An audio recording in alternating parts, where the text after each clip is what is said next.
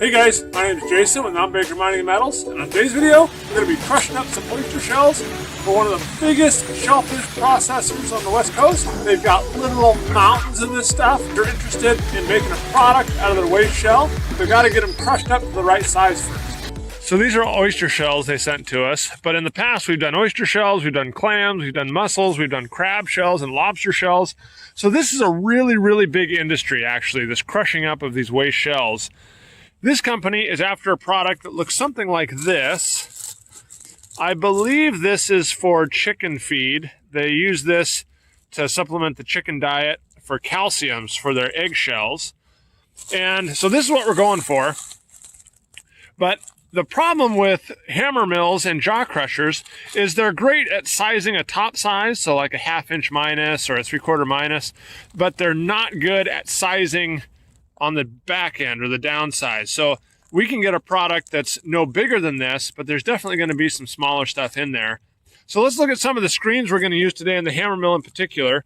I've got two different options. This is a 3/4 inch hole here. If that doesn't work or that gets too big a size, I've got a 1/2 inch slot. And I can go smaller, I can go 1/4 inch or, holes or slots or squares, whatever they need. But these are the two I had on hand to run their sample.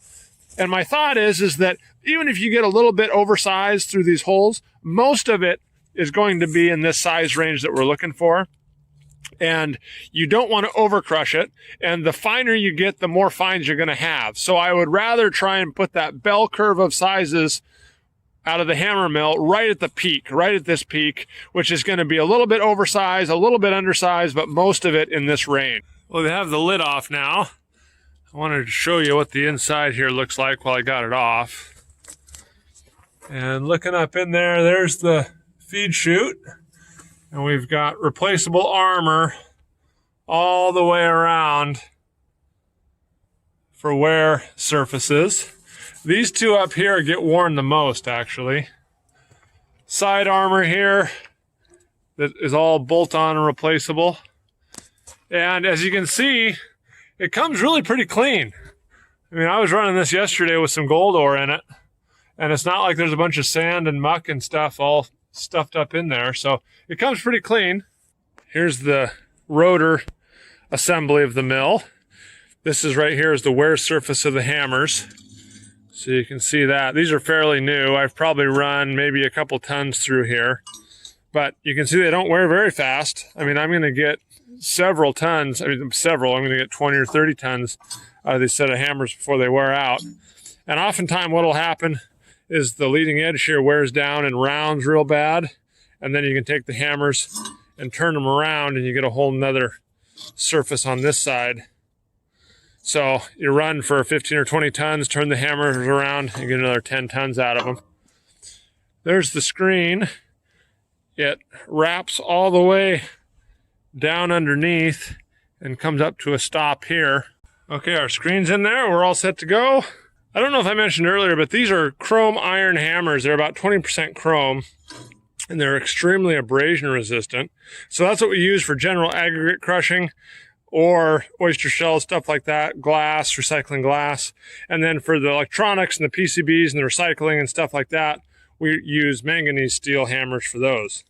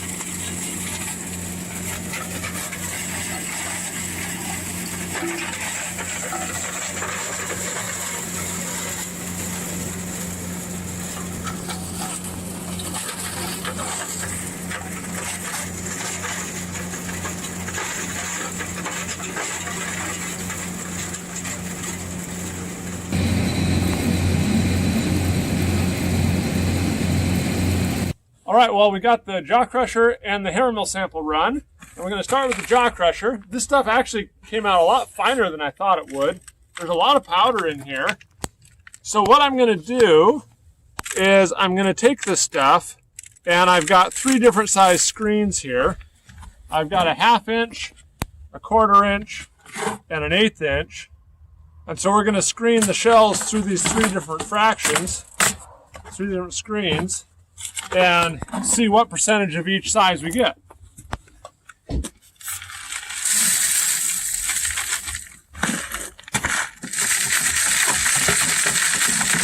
Here's the screen results from our jaw crusher sample. And starting over here with the largest, this is the 1/2 inch plus. And it's really pretty nice looking stuff. That would make great landscape mulch. Then moving over here, this is the 1/2 inch to 1/4 inch. And that is also really nice looking stuff. Again, landscape mulch probably. I'm sure there's an application for that. This is the 1/4 inch to 1/8 inch. And I think this is probably the closest that we came to the customer sample. I'll show you that here in just a second. But this is kind of what they were shooting for, I think. So that's that pile. And then this is the 1/8 inch minus. So it goes 1/8 inch all the way down to powder. And that's really nice looking stuff. And I don't know if that's like a fertilizer product, soil amendment, you know, add it to compost or whatever. So there's the 4 piles. And amazing to me, again, I'm really surprised how well the jaw crusher did, but all these piles are about the same volume roughly, I believe. And so you get a really nice even distribution of sizes when using the jaw crusher. In my hand here is the sample set from the customer. And there's the pile of stuff that's 1/4 to 1/8. So I think it's pretty much the same stuff. And here's the screen results from our hammer mill with 3/4 inch holes. And you can see right away that there's hardly anything up here on the 1/2 inch plus side. And the most material is down here on the 1/8 inch minus.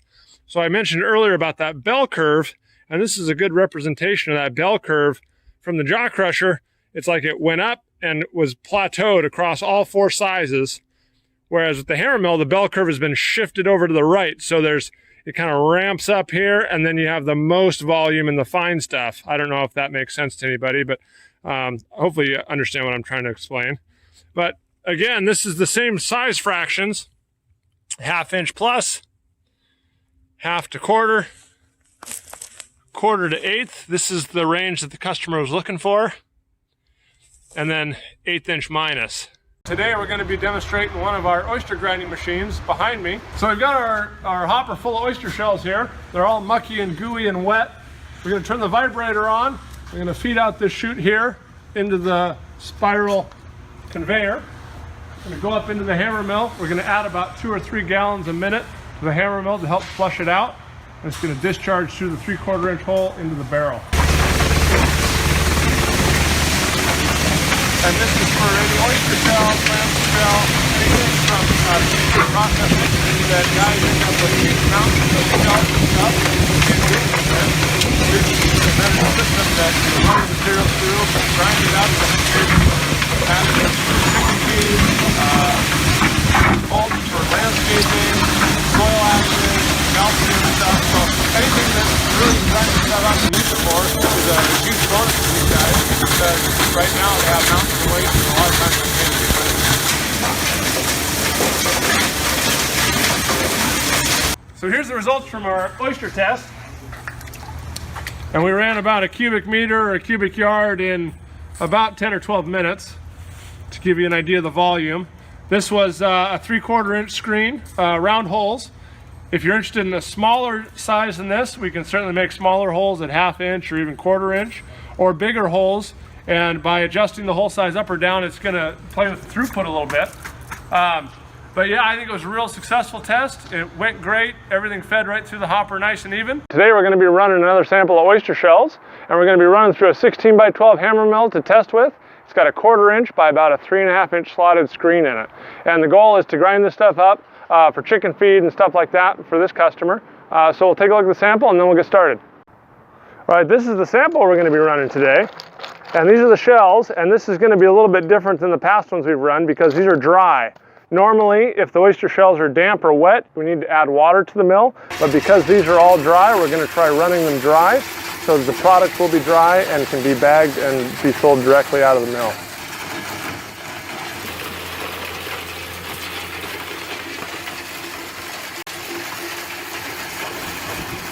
So here's the results from oyster shells through the hammer mill, and I think the test went really good. This can actually be directly bagged and sold for chicken feed right out of the hammer mill. It doesn't need any further reprocessing. Today I wanted to show off one of our new products. This machine is for grinding oyster shells, and it was commissioned by one of the largest shellfish producers in the state. And so I wanted to walk you through the machine, show you how it works. So this is the feed side of the machine. You can dump a whole skid steer bucket of oyster shells in the hopper. There's a cleated belt that drags the shell up and feeds into a 16-inch by 12-inch hammer mill. Okay, we're on the other side of the machine now. And this is the top of the cleated conveyor belt that drags the shell out of the hopper. It comes down into the hammer mill here. This is a 16-inch by 12-inch hammer mill run by a 15-horse electric motor. The shell is crushed and goes through the 3/4-inch punch plate screen and out this discharge conveyor, and it can either be discharged into a pile, onto a trailer, or into a small dump truck. So here's some of the shell we're going to be crushing today, and this is processed shell, so it's been sitting out, they've cleaned it. There's even some big clusters like this where a couple shells stick together, but this is the fairly easy stuff to crush. There's some other stuff called green shell, which is fresh right out of the salt water. That it's in little bigger clumps, has some junk on it, some rocks with it. So we're going to try both types today and show you how each one crushes.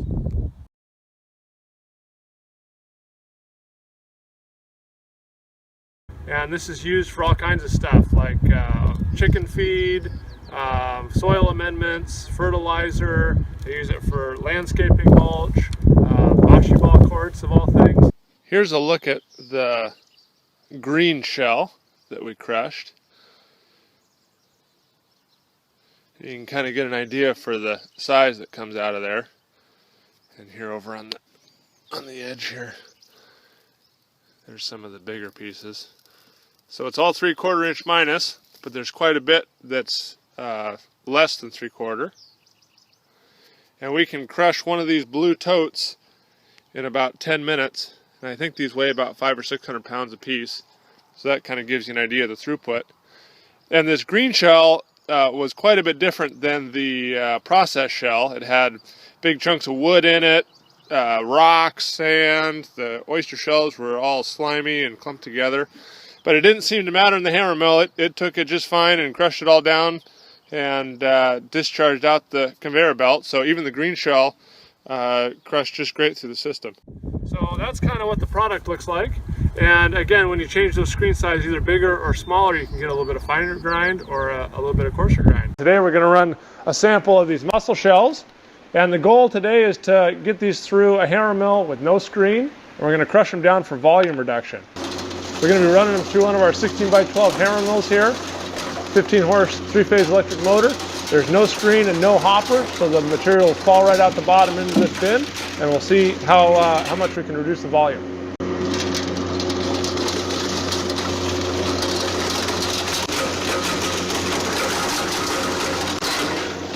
So here's the results from our mussel shells through the hammer mill.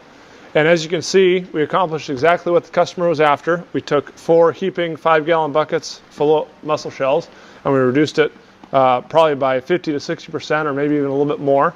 And even the rocks and the shells, everything went through great.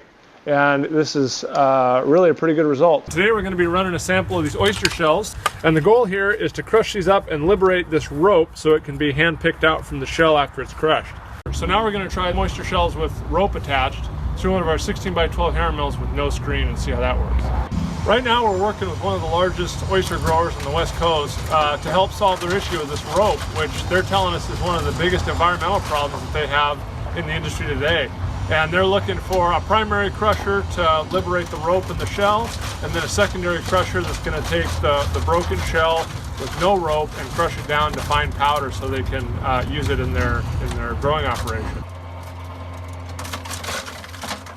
So here's the rope and shell after the hammer mill. The rope came clean. It didn't roll up or bind up in the hammer mill at all because there wasn't any screen. The shells, I think, actually got crushed a little bit finer than through the jaw crusher.